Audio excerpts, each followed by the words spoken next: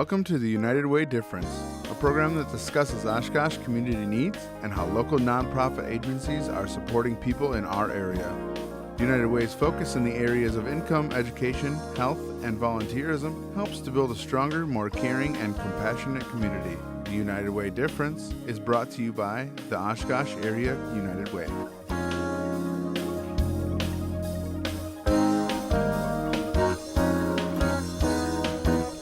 Hi, welcome to our program. I'm Sue Panek with the United Way, and we're here to talk with Bryan Wright, who is the Prevention Education Coordinator for both Reach Counseling Center and the Christine Ann Center. He actually fills a dual role by working in both of those organizations, and he works in the schools. So we're going to learn a little bit about cyberbullying today, and some of you may have heard about it, and this might be a new topic to some of you. But Bryan, welcome to the program, first of all. Yeah, thank you so much for having me here. You're welcome.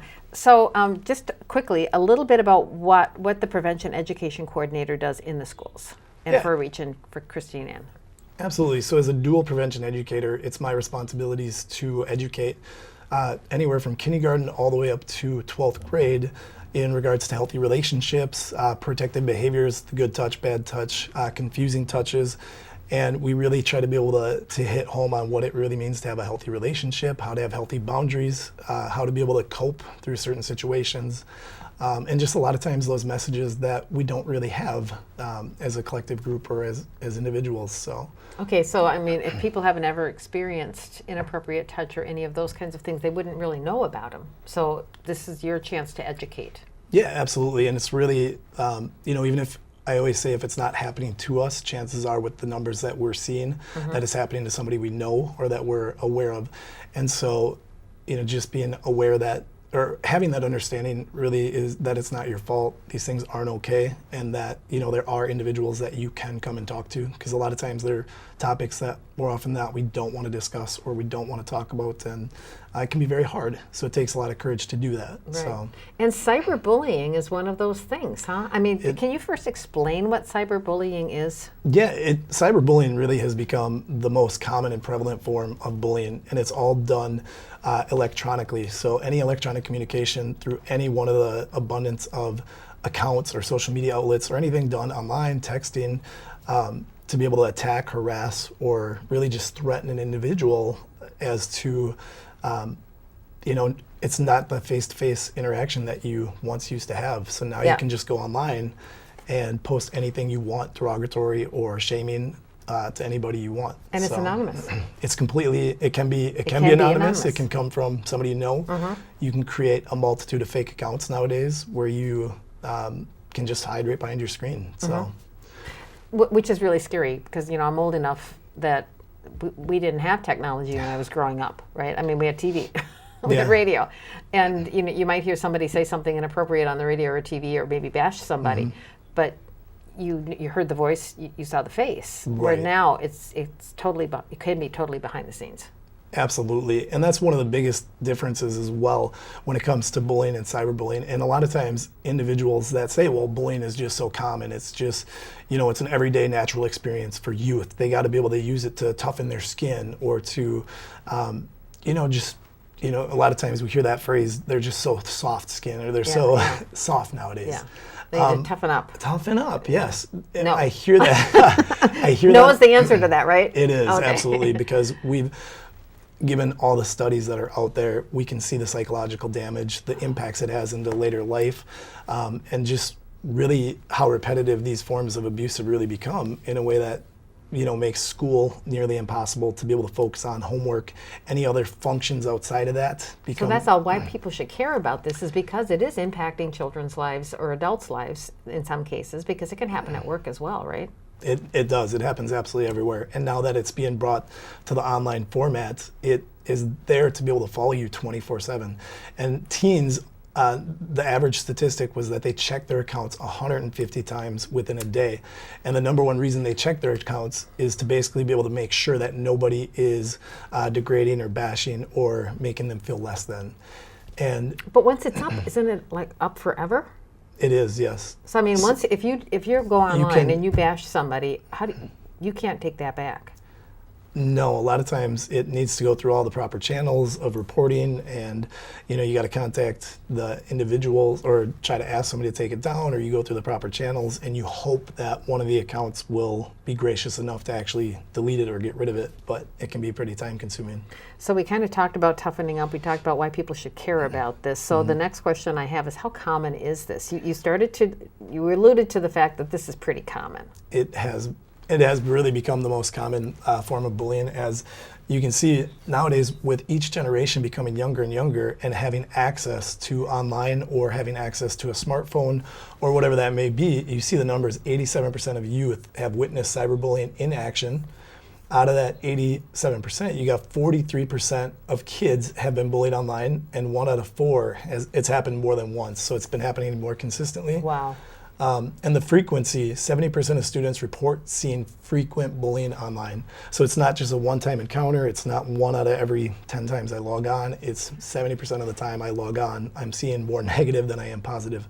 And this is not necessarily about them, but just bullying in general. Could be bullying a friend, could be bullying anybody, right? Could be bullying anybody. Right. So, Okay. yeah. And then what does fill up your friends' Facebook feeds? Well, one of the biggest things that we encourage is to not be a bystander, because commonly and more consistently what we've been seeing is that teens that are now posting a lewd or derogatory comment directed at somebody else, instead of jumping in and being positive and saying, no, don't do this, or that's not okay. Right. Now all of a sudden you notice an entire group of youth or people you don't even know that chime in as well, that start adding from the negative side. From the negative side. So, and a lot of times what teens or youth will tell me is that, they want to be the first to, attack, because all of a sudden if they don't, they become the ones that are put on the pedestal as to where they're weak, or they might be the next ones called out. In a sense, they become a victim. They absolutely become a victim as well, because, you're feeding into this whole way of believing that this is what's okay, this is what's normal, is that you have every right to be able to, if somebody doesn't live up to your standards or doesn't meet your same opinions or standard, it's no longer we agree to disagree. It's no, you're just stupid, you're wrong. You're wrong, yeah. You're wrong. It's, yeah. So this the standing by it's an option, but it shouldn't be the first option. Standing by, because you're not showing support of the individual who's being victimized. No, you're not. You're just standing by. And you're a bystander. Yeah, you're just a bystander, and you need to come out positively. If you have something positive to say about that person, say it. Right. Okay. And we always say that we know that the percentage of individuals that are actually going on directly attacking other people is far less than the individuals that are, just watching. Right. And we always know, and it's very sad when the minority, trumps the majority, when we are good-hearted students and we do want to have a safe environment, but yet we feel as though we can't because we're being silenced out by all that negativity. Mm-hmm. But if everybody stood up and if everybody used their voice to be able to say, we're not going to put up with this, or that's not okay, I don't want to see this anymore happening in my school, that's where you're going to notice that change. And what we do as prevention educators is get those students to be able to better understand that we do have a more of a voice than what we think, and that there's power in numbers, so we can change that. So And in some ways, it's a responsibility. it is. To step up. It truly is. But I could see where kids would be afraid to do it. Yeah. Yeah, Yep. I could see where kids would be afraid to do it. So do you have any stories? I love stories. Sure. Do you have any stories about somebody who, and not a name or anything, but Right. about a person who's experienced and how they've either overcome it or they've been supported by others? Yeah, one of the most recent that just occurred last year, and unfortunately there are an abundance of stories that we hear after every single presentation.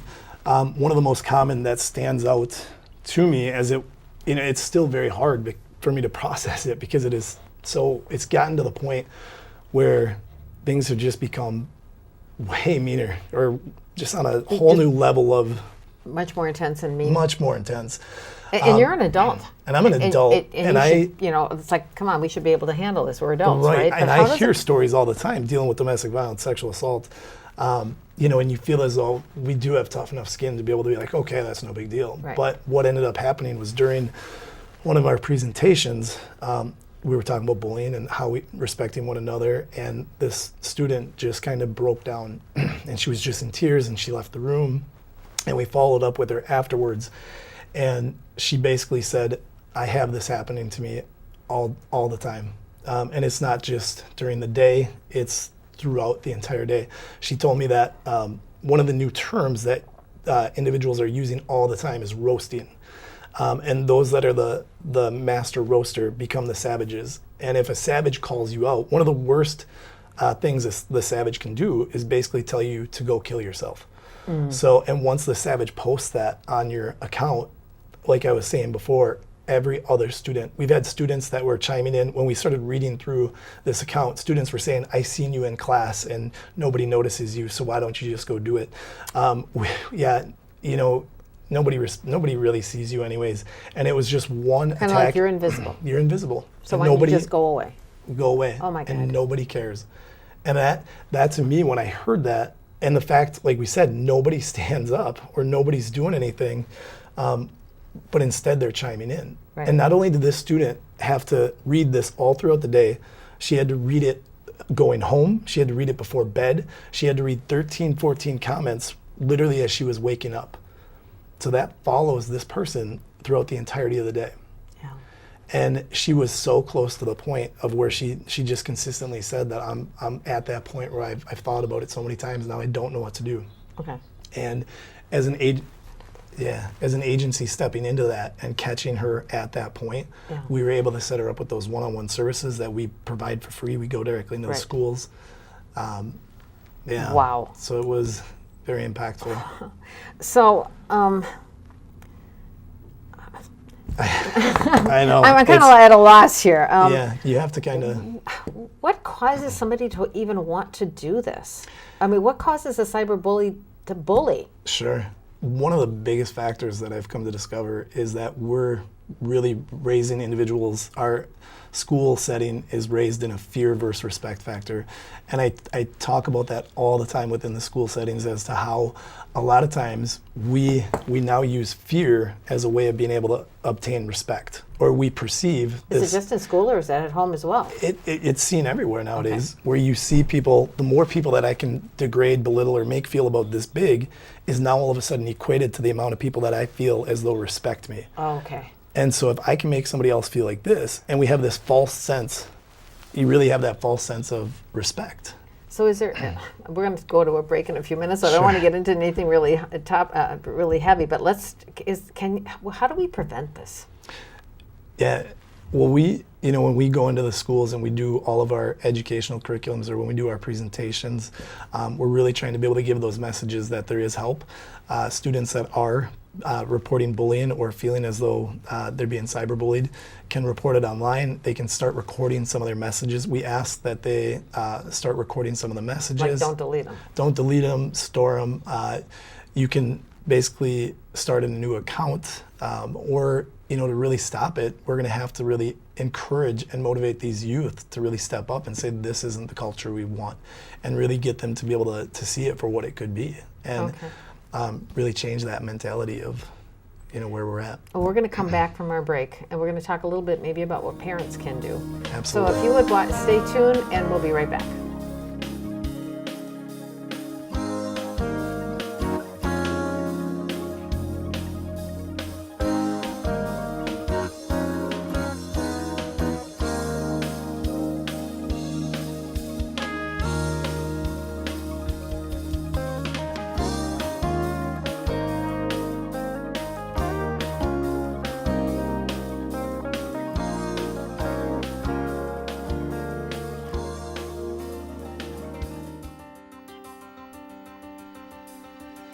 It's not a charity. It's more than a charity.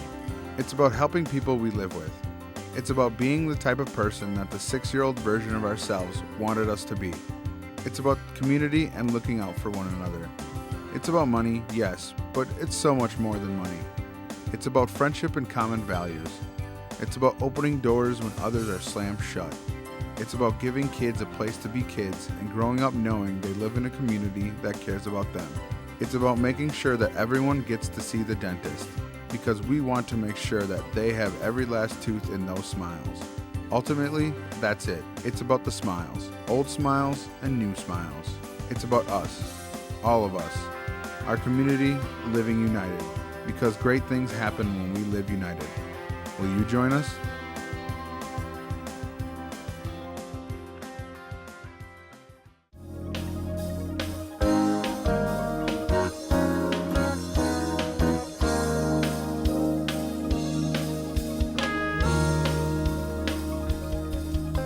Hi, welcome back to the program. My guest today is Bryan Wright. Bryan is the Prevention Education Coordinator he serves a dual role with 2 different organizations, Christine and Domestic Abuse Services and Reach Counseling Center. Before we went to break, Bryan was telling us a story about a young girl who was in one of the classes that he was talking with, who actually had been cyberbullied and became very upset and distraught about this. So do you just want to paraphrase what you did after you found that she had been cyberbullied? Sure, and it, as I was saying before, it was to the extent where, she was going to bed hearing these messages. She was waking up to these messages. She heard them all throughout the day. When you meant heard, she saw them because they were on her Facebook page. She was reading them. Yeah. She was reading them on all of her accounts, and all of those messages were directed at for her to go kill herself. Okay. And does that happen a lot? It has become very common within the last few years. That's been one of the biggest issues. That one of the most prevalent things that we've been seeing is the whole "just go kill yourself" comment that's been popping up everywhere.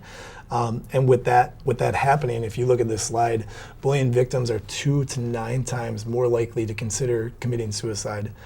And how when you're hearing that message every single day for weeks on end, it would almost be nearly impossible to not have that thought or image or wanting to just go through with it. Well, okay, so you're getting the messages. You don't necessarily, you may or you may not know who they're coming from, right? Correct. Okay, so you go back to school and you don't know if the person you're sitting next to in your classroom is one of those people that's telling you to go kill yourself. Or even the worst part is you do know them. That's true. And then all of a sudden you do know half the class. Right. So now you're hearing it directly from all these people that you might have only had one interaction with, or you might have only talked to once in your life. Right. And now this person just tells you to kill yourself. Right. So, okay. So yeah. So I mean, quite honestly, how do you live with that? It's absolutely difficult. It's very difficult. And when it comes to teens, we know only 1 in 10 victims will inform a parent or trusted adult of their abuse. So even though this is happening, she wasn't telling her parents that this was happening. She felt so ashamed and she felt so embarrassed that it was happening for so long that she just felt like she was trapped. And if she would have retaliated or told an adult, she was afraid that it was going to get blown up, and then she'd get kids in trouble, and then all of a sudden it would retaliate even further. Sure. So there's all these different things that occur in the meantime that make this person just feel absolutely alone and trapped. So are there things parents can do? Yeah, absolutely. And we really, really encourage, because we know 1 out of 10 come forward. So we really encourage parents to stay as engaged as possible. We know that when teens are telling you, I don't want to talk about it, or just not right now, I know that our first instinct is possibly to give them that time or give them that space, but we really need to be asking those proper questions of why not now, or what's really happening, or is everything really okay at school, and just really taking that additional time to just be there and just listen. I don't want to just break the trust between a parent and a child, but at some point, do you take the device and look at it? Oftentimes, the youth is very open. At that point, when they do come forward to you, it's just kind of like a release. They're just like, I'm giving you my burden. This is what's happening, this is what I'm seeing, and they'll scroll through, they'll show you a few texts. They'll show you, a lot of times, I see a lot of different art that they've drawn as to where they're at. And so, yeah, basically, when they're at that point of actually coming forward, but it really takes them hearing that message, that these things aren't okay, and that I am here to listen. Right. And that I do want to help. And so when it does come to that form of helping, blocking communication with the cyberbullying, really being able to report the cyberbullying to that trusted adult or to somebody online. Hopefully having your friends being able to stand up and having that community. We really need to encourage to not retaliate back, because one of the biggest things that we see is you do take on so much that all of a sudden you start hitting back, and it just fuels the flames. So now it's 1 against 10, 20, 30, and that just gives ammunition for all these other people that are just they're gonna win every time. Right. By sheer volume. By sheer volume. Right. Yeah. When you got one person ambushed by an entire community of online people. So we ask you to really be supportive and responsive, to really get the full story and listen carefully and take it seriously. It may not be something that you might think is just minuscule, might be incredibly major to somebody else. We had one teen that was telling us that they were inadvertently being left out of tags or out of a party thing, and the parents, that's a new way of shaming or bashing a friend as well. Okay. And the parents just kind of negated it as, oh, it's no big deal. But to that teen or that youth, that was really something major. Really try to be able to make a plan together, ask what you can do to help, make the child's answers the basis for the plan, discuss what each will do. So how do we want to move forward with this? Do we want to talk to a counselor? Do we want to have you talk to one of the agencies, Reach Counseling or Sexual Assault?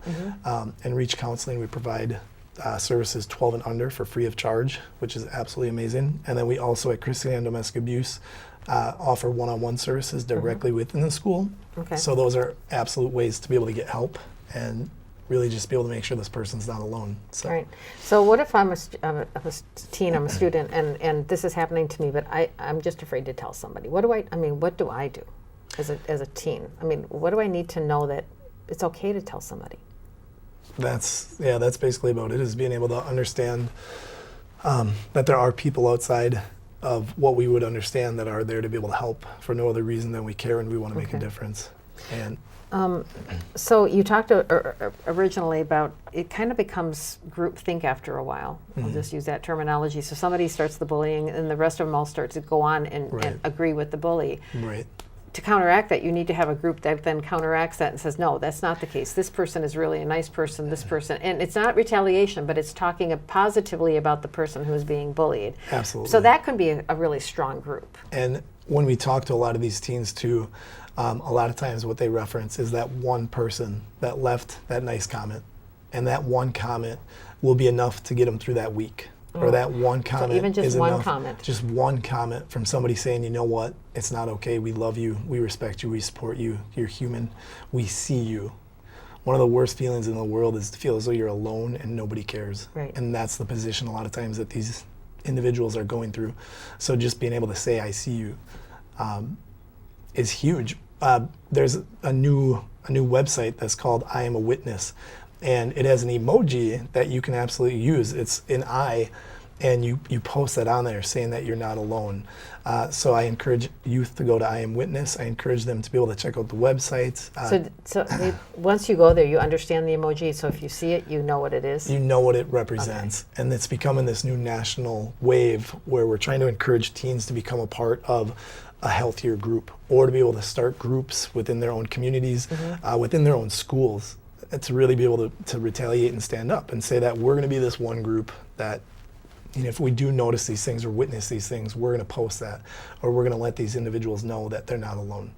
And like we said, that the teens that came forward said those are enough to get them through that week, they said a lot of times, or that next day. And this can happen to any student, any kid, right? Anybody.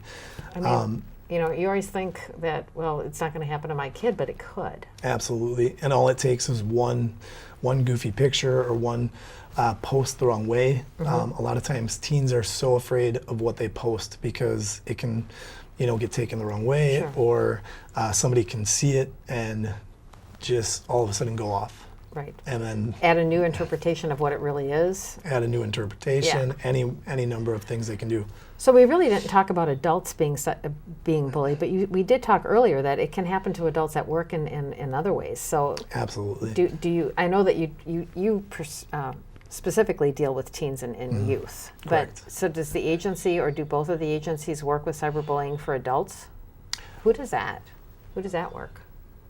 Well, a lot of times we encourage individuals to be able to open up and talk through some of these things because we do know it's common. But a lot of times there's more online sources and resources that anybody can divulge into. But we work with everybody of all ages as well. But I suppose going to your HR, if it's happening at work, would be the way to go, first stop, right? HR, yep. Going to HR, going through the chain of commands or through the channels that are properly set within that work environment, absolutely. But again, don't be silent. Don't be silent, no. That's one of the worst things we can do. So we talked about how many people it's affecting, which to me is just amazing. I don't want to blame social media for this, but is it just a feeder for all of this? It really is. It's really over the years just heightened and made it vastly more common and prevalent, and nowadays and easier, I suppose, and way easier of an outlet to just vent. And I mean, before you used to write a letter to the editor, and it might get printed in the paper, or you'd send somebody a letter. Right. But if it was a letter to the editor, you had to sign it for it to get in the paper, right? Yeah. And now it can be anonymous. Anybody on can have an social media. opinion. Yeah, anybody can have an opinion. Anybody can be an expert nowadays. Anybody can proclaim whatever they desire. So it's really created a whole new format and opened the channels to, a lot of that negativity. And it's really drowned out some of that positivity. So how do bullies change? How do the cyber bullies change? How do the regular bullies change? Is there some way that we can work with them to change? We have a program through Christian Ann where we work with angry and aggressive youth males that might be targeting or abusing or hurting their significant others, or are just acting out aggressively, whether that's online or whatever that it's caught doing. And a lot of times we specifically talk in regards to healthier ways to cope. A lot of times we understand that they're going through some of their own issues and that they're afraid themselves. When I work with a lot of youth males, what they tell me is that I was attacked so often that I learned that if I didn't want to be attacked anymore, I had to become the aggressor. And so it's this whole mentality of the tough guys and what it is to basically survive in middle We need school. a campaign. It's cool to be kind. It's we should. Every school it's is cool to be kind. Simple, short, sweet. You need to have those phrases where kids can just rally behind it. I'm a witness. I'm a witness, yeah. Yeah, love is respect. There's a lot of different ones that teens really encourage to get teens involved with and just jump on board with, because it's everywhere, not just teens, but everybody for that matter. So. Right. So if people want more information about bullying, do we have any? Where would they get in touch with you, and how would they reach out to you? I mean, I know you're in almost every school, right? I am, at least in Oshkosh, and I think in Needham and Asha as well. All over Winnebago, Right. Fox Cities, Green Lake. So getting in touch with us, we have our online, we have christianann.net, we have reachcounseling.com. You can access a ton of sites for bullying. If you go to stopbullying.org, or an abundance of other ones, bullying.org, cyberbullying.us. There's a lot of different information out there in regards to cyberbullying and bullying in general. And then if parents wanted to go to those websites too, would there be tips for parents on how to go about talking with their kids about bullying? Absolutely. Okay. We got one more slide. Good. Okay. Yep. So some of the biggest tips too that you're going to discover is don't retaliate, save the evidence, tell someone what happens, report, block, get rid, and then remember the problem is not with you. I think that's one of the greatest things that we can tell a youth as well. You might want to rearrange this slide to have number one, the problem is not with you. And That's then don't retaliate, because it's true. I mean, people take you it wanna hear personally, that. and you don't, and they shouldn't. right. So when do you get police involved into this? So when it starts really crossing that line of harassment and cyber stalking or physical threats or intimidation, or anytime you feel as though you're being put in harm's way, Okay. is where, because we are 100% about safety. And so if we Right. feel as though there's any immediate danger or threats to somebody's safety or someone else's, then we'll pull law enforcement in. So, Okay. We've done a lot of programs sure. over the years, but I don't think there's been one that's much harder than this one because of the topic. So thank you for being here. We really appreciate it. If you would like more Thank you so information, much. reach out to us at United Way, and we can connect you with both Reach Counseling and Christine Ann Domestic Abuse Center. Thank you very much for watching our program.